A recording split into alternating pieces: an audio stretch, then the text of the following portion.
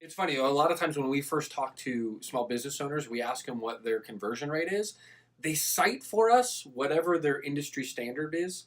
Many of them learned that years ago when they were just getting started in a market. We see this with insurance people, we see this with financial planners. They'll give us the number. That number, by the way, is usually about 30%, just to tell you.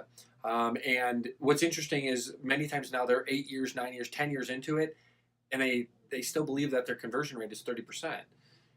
Could you imagine like doing anything for 8 years and not getting better at it? So we always challenge them a little bit to say, let's actually look at what your conversion rate is. Simplest way to figure this out, if we don't have somebody who knows it or has a rough number, it really is how many people do you close to come up with that percentage.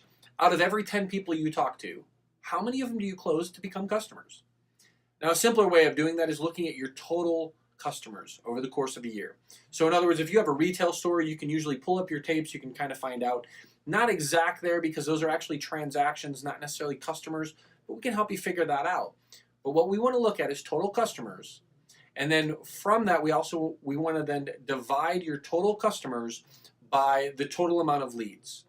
So again, we're going to go back to that store example. If you know the total amount of customers you've had, you now would divide that by the total amount of people that have walked through your door.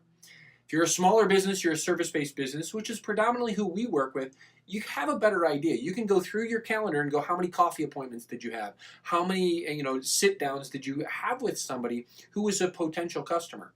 That's what we take. So we have total customers, and we divide that by your total number of leads, total amount of people that you talk to.